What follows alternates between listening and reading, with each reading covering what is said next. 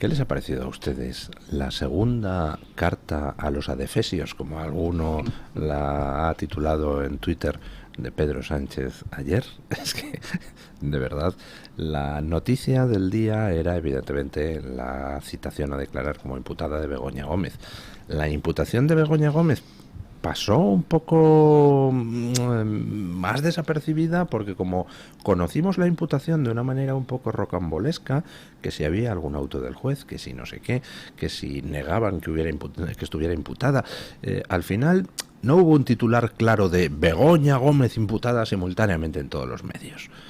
Pero ahora con esto sí que lo ha habido, y no solo en España, sino fuera de España. La mujer del presidente del gobierno español citada a declarar en un caso, citada como imputada a declarar en un caso de corrupción. Es el titular tanto en los medios nacionales como en los medios extranjeros. Y a eso ha reaccionado Sánchez con su nueva carta, que tiene dos particularidades curiosas. Primero, no está firmada a mano, está firmada digitalmente, porque es exactamente igual la firma de esta segunda carta que la de la primera. Es imposible que dos firmas te salgan absolutamente idénticas si están hechas a mano, así que por tanto es un archivito digitalizado de firma que añaden al final del documento.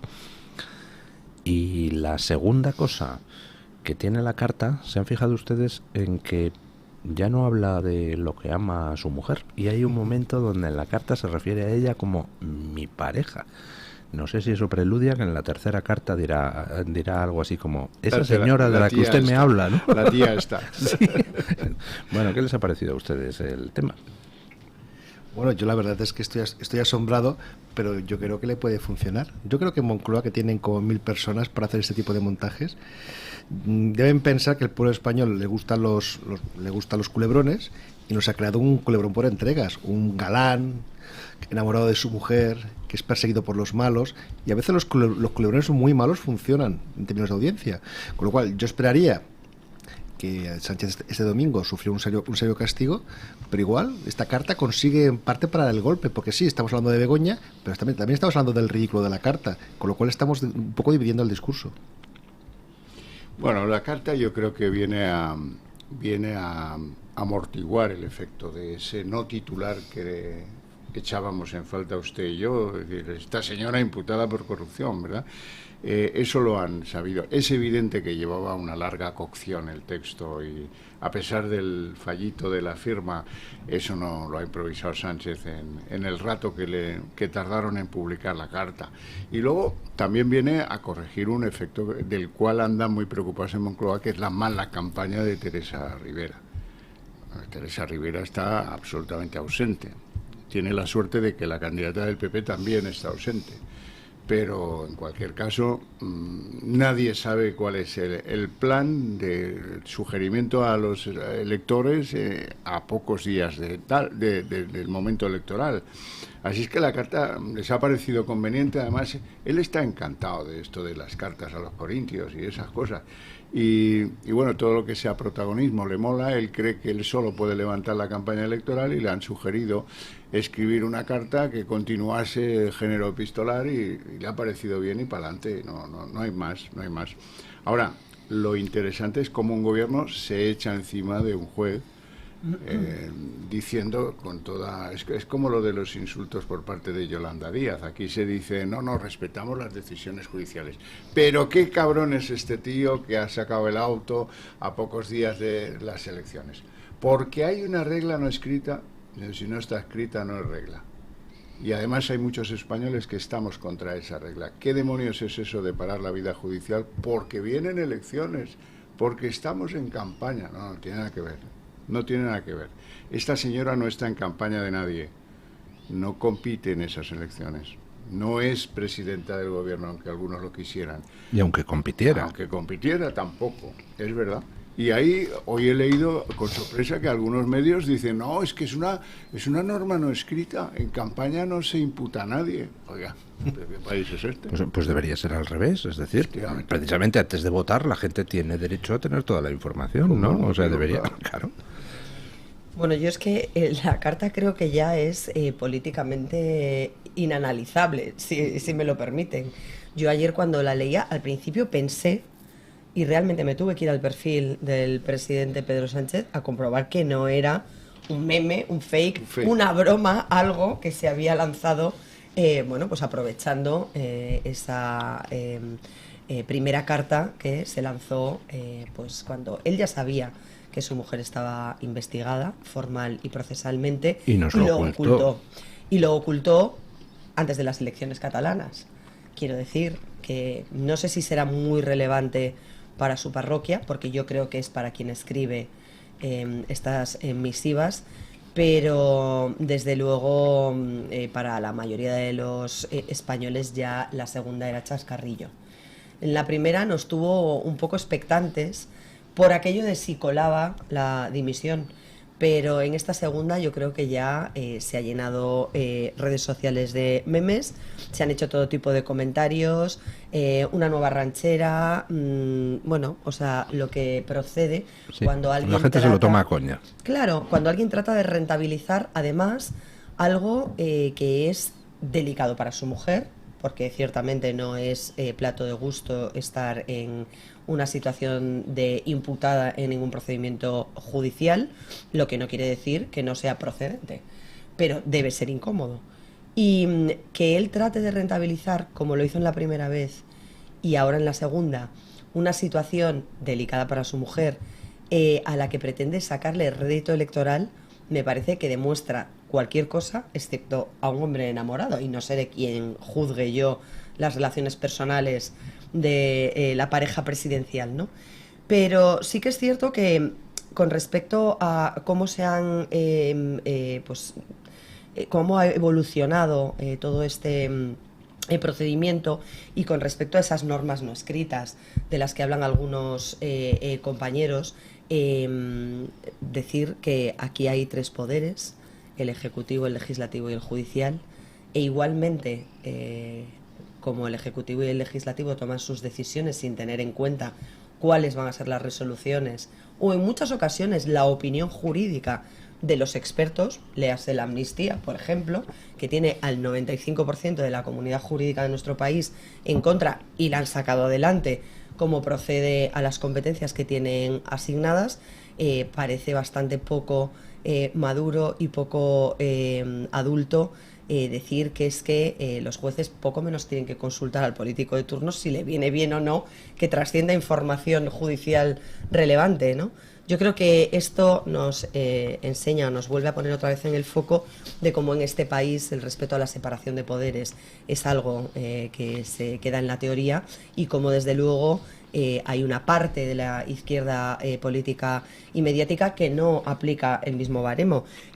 Yo revisaba, y el 3 de abril de 2016, cuando el señor Arias Cañete era candidato, se decía que aparecía en los papeles de Panamá su mujer, y se pedía que dimitiese como comisario europeo. Es decir, claro, la familia no se toca dependiendo de cuál sea la ideología, dependiendo de lo que le parezca bien o no al gobernante de turno. Yo creo que esto sí debería penalizar, y mucho, al Partido Socialista o Sanchista en las elecciones europeas, pero mucho me temo que de esos 10 puntos o 12 que debería bajar o perder el señor Sánchez, se quedarán unos 5 aproximadamente, y desde luego nada de dimisiones. ¿Usted cree...? Bueno, vamos primero a lo del efecto en las elecciones. ¿Ustedes piensan que va a tener algún efecto la citación de Begoña Gómez y la carta? Yo es que creo que está todo el pescado vendido desde hace tiempo. O sea, creo que ni para bien ni para mal. Hombre, algún votito perderá, pero vamos, será mínimo, y a lo mejor algún votito logra arrastrar de la abstención en el sentido de defendedme que viene la ultraderecha, pero yo creo que va a ser absolutamente mínimo. ¿Están ustedes de acuerdo? Sí, estamos de acuerdo. Es que no va a haber ningún tipo de efecto. Ya lo vimos en Cataluña, que ya estaba el caso de Begoña on fire y ganaron las elecciones. De hecho, me temo, por desgracia, que yo creo que sí, que el Partido Socialista no va a conseguir un buen resultado, pero que al final los bloques se van a mantener. Y claro, al final la lectura que va a hacer el PSOE, que es la que nos va a vender... Hombre, mantenerse no. todas las encuestas dan que hay un avance del bloque de la derecha. Me explico mal. Con respecto a las elecciones anteriores. Quiere decir que van a quedar igualados, no respecto a las últimas, sino que al final va a ser 31-30. O sea, que al final cuando sumemos, es que hemos de sumar a Esquerra, hemos de sumar a los de Junts, hemos de sumar al PNV, sumar Podemos. Ese conglomerado va a hacer unos 29-30 diputados de los 61. Y es lo que van a vender, que la coalición progresista que llaman ellos se mantiene. Por supuesto que el Partido Popular va a subir mucho y Vox va a conseguir un resultado magnífico, pero el problema va a ser que la lectura no va a ser esa. Y yo dudo mucho que esto afecte, esta carta, este culebrón de la carta, afecte en absoluto al electorado socialista, que está muy fanatizado y movilizado. Pero bueno, hemos de luchar, hemos de seguir trabajando y esto va para largo. Quien piense que Pedro Sánchez va a convocar elecciones en 4 meses y que se va a ir, que pierda la esperanza. Y si las convoca es porque cree que puede seguir en el gobierno. Exacto. Que puede seguir ganando. Ese es el elemento positivo de lo que yo me temo que va a pasar, que es que los resultados de Pedro Sánchez van a ser medianamente buenos. Sí. Y que va a tener una diferencia con el PP escasísima. 3, 4, como mucho 5. Más de 5 no creo. Pero bueno, lo de Begoña no va a tener efecto. Desde luego a las pruebas me remito. Las últimas generales era el caso del Tito Berni, que ni los señores de la oposición tuvieron interés en sacar a la palestra pública. Las elecciones vascas coincidieron con el escándalo Koldo, y tampoco tuvo ningún efecto.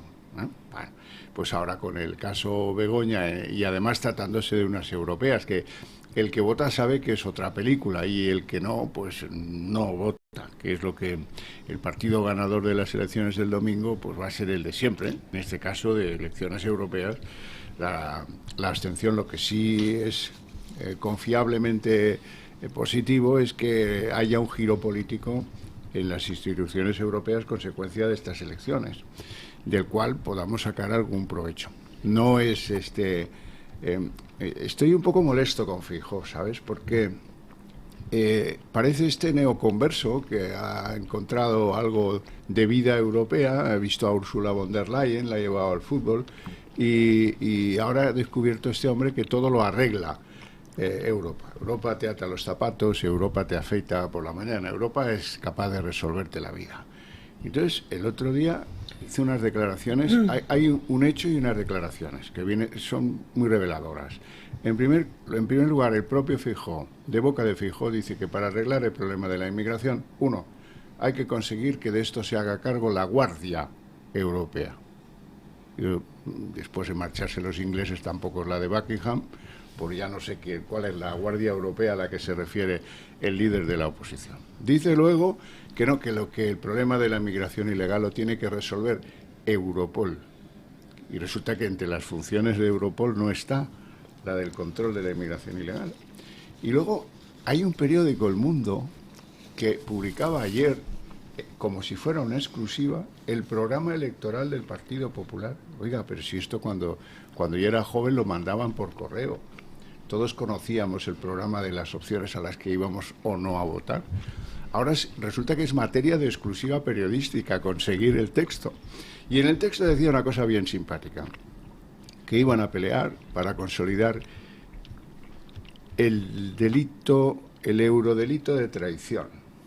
Coño, el eurodelito de traición. A ver, ¿lo repensamos? El sujeto a proteger, ¿cuál sería? La traición a Europa. Imagino yo, ¿no? Si es el eurodelito de traición. ¿Esto quién es? ¿El que pacta con Putin o cómo? ¿Y qué resuelve en España esto cuando el secesionismo lo marcan catalanes y vascos? Es decir, una confusión en la perola del líder de la oposición muy de lamentar. Yo hay algo que no he entendido, y es lo de que traiga a Ursula von der Leyen a un mitin. ¿Ustedes lo entienden? O sea, me parece que es pegarse un tiro en el pie, ¿no? Porque el PP está intentando, al menos aparentar en esta campaña, que está en favor de los agricultores, de los ganaderos, etcétera.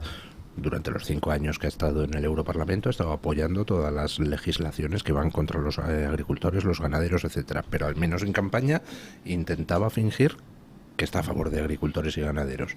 Y luego va Feijóo y se trae a Ursula von der Leyen a un mitin y dices, vamos a ver, van a volver locos a sus electores. Lo que pesa es la imagen en una campaña muy floja de que tú estás cercano al poder y Úrsula va a ser la dicen que va a ser, ya lo veremos, la próxima presidenta otra vez, pues necesitas hacerte la foto con ella, aunque sea en el Bernabéu celebrando otra cosa. Pero bueno, y así el galán enamorado, que también tenía como admiradora a Úrsula, pues se la llevaba Feijóo y se hace la foto, porque parecía que en cierta opinión pública estaba como fijado de que Úrsula era una especie de aliada de Pedro Sánchez. Tenían que romper un poco que lo ha sido. Es que lo ha sido, pero tenían que romper esa imagen. Y bueno, yo creo que fue una chapuza, pero bueno, es que el PSOE, sinceramente, tú lo has dicho, tiene una candidata desaparecida y casi mejor, porque cada vez que habla sube el pan. O sea, yo creo que Dolors Montserrat está haciendo una campaña discreta, demasiado discreta, pero la campaña de Rivera es directamente desastrosa. Con lo cual, pues bueno, yo sigo sin entender cómo el PSOE, porque de candidato del PSC a las europeas también podríamos hablar, que es otro Javi López, que también cuando habla, también sube el pan. Es que tiene unos candidatos flojísimos. Vox tiene mejores candidatos, Partido Popular tiene mejores candidatos, Ciudadanos tiene mejores candidatos, y los peores candidatos están en el PSOE. Aún así van a aguantar, porque va a ser todo en clave Sánchez-Feijóo, o sea... Es que ese es el tema. Yo creo que en estas elecciones europeas, a diferencia de en otras muchas, que también era una tendencia habitual, pero que se ha acentuado en esta ocasión, se nos ha hurtado el debate sobre Europa. Realmente se está planteando todo en clave doméstica, o sea, en clave rifirrafe doméstico, en clave frenar a la ultraderecha, que es el relato que ha asumido Pedro Sánchez como muro de contención contra esa amenaza que él ha detectado como enemigo, y que los suyos y algunos que no son de los suyos pero que se han adaptado a la propuesta política, o al menos al relato político de Pedro Sánchez, pues están por comprar. Y lo cierto es que mientras nosotros nos enzarzamos con Milei y hablamos de la ley de amnistía, en Europa se está hablando de proteccionismo, se está hablando de militarización y se está hablando de control migratorio y de tomar decisiones que van a dar un giro radical, o que tendrán que darlo en los próximos años, si no queremos que esto sea un desastre mayúsculo. Y una vez las últimas noticias en la actualidad más reciente, y si la amenaza es la extrema derecha, que yo desconozco si los informes policiales o los datos objetivos lo plantean así, porque hay grupos de ultraderecha que realmente ponen en riesgo la seguridad de cada uno de los Estados miembros o de la Unión Europea en general, los ataques y los muertos a manos de terroristas y a manos de violentos, lamentable y habitualmente se están convirtiendo en líderes o en personas que pues no quieren posicionarse a favor de esa, lo que han dado en llamar extrema derecha. Y lo digo por el ataque del otro día, en el que un líder tratado o tildado o calificado de ultraderecha recibía un ataque, y la policía no iba a detener al atacante, sino que asociaba inmediatamente en ese imaginario colectivo que nos han implantado, que el peligroso era el extremista de derecha, y acababa falleciendo. Es decir, es para reflexionar muy mucho cuál es el proyecto de Unión Europea que tenemos y cuál es el papel que juegan los Estados miembros. Y los más importantes ya están empezando a retroceder en esas políticas perversas que nos han llevado a tener en muchas ocasiones que vivir atemorizados en muchas ciudades de Europa, que están prácticamente tomadas por gente que me parece muy bien que vengan a trabajar y a ganarse una vida digna, pero siempre y cuando obviamente lo hagan de manera legal, con papeles, a trabajar y a aportar y contribuir y adaptarse e integrarse, como se nos pedía a todos los españoles que emigrábamos en su época a Sudamérica en busca de una vida mejor. Pero está bien, porque el momento es ahora para hacerse la reflexión de quién ha conducido esta Europa y hacia dónde la ha conducido. Y bueno, nos salen las ideas de las agendas 2030, de los pactos verdes, de las prohibiciones de según qué motores, clave para la industria de España, por cierto, pero en el fondo, yo creo que las grandes discusiones en torno a la no gestión de la Unión Europea es que ha tenido una directora y un consejo de comisarios que son de estos partidarios de ir a donde el viento nos lleve, sin más objetivo. Entonces, claro, ahora hay opciones, ahora hay una opción de echar un paso atrás hacia una recuperación de soberanías nacionales, hay una revisión de lo verde y lo agendista, Hay, bueno, pero es que eso es hijo de unas circunstancias que la gente o no recuerda o son peripatéticas. La primera en la pandemia. En la pandemia esos señores no fueron capaces de arbitrar normas comunes. Y lo dejaron todo en manos, pues por ejemplo, de Feijóo en Galicia, que es el que puso una norma según la cual el que visitaba Galicia tenía que identificarse como vacunado. ¿Os acordáis? Llega la guerra de Ucrania, pues más de lo mismo. Unos países hacen una cosa, otros hacen otra, y acabamos haciendo nada. España es la que más gas ruso compra en Europa, o la segunda. Le damos 1.000 millones a Zelensky para que compre armas y le damos 6.000 millones a Putin a cambio de su gas para que pueda comprar armas. Y luego decimos que somos pacifistas, lo cual ya es el colmo. Sí. Y en todos los otros, por ejemplo, la ampliación hacia el este, es una evidencia que Rumanía y Bulgaria no están maduras como para entrar en la Unión Europea, ¿verdad? Sin embargo, bueno, como esto es lo que hagamos lo que le convenga a Alemania. A Alemania le convienen unos tíos que compren televisores hechos en Polonia pero con una marca alemana, pues venga, tira, entonces que entren, ¿no? Y bueno, todo, la bestia ha engordado de una manera que, bueno, luego llegan algunos y dicen, yo me enfado y me voy. Y nos ponemos todos mega excitados, ¿no? ¿Cómo el Brexit? ¿Por qué porque son muy raros? No, porque no están de acuerdo con lo que se está haciendo con Europa. Esa es la clave del asunto. Y eso, pues, hombre, hay algunos partidos, y eso es justo reconocer, como Vox, que han hecho campaña focalizando esas cosas que respecto de España están mal. Pero tampoco focalizan mucho de las cosas que están mal para todos los europeos, que son muchas. Hemos hablado, y estamos de acuerdo, esto es sorprendente, en una mesa de tertulia, de si iba a tener alguna influencia en las elecciones del 9J, lo de la citación a Begoña Gómez como imputada para el 5 de julio y lo de la carta de Sánchez. Coincidimos los cuatro en que si tiene influencia va a ser mínima, que está todo el pescado vendido, ¿no? Pues entonces me queda una duda importante y es ¿qué demonios va a hacer Sánchez? Después del 9J, ¿qué salidas tiene si su mujer ya tiene que ir a declarar como imputada y empieza a oscurecerse el panorama judicial que le rodea?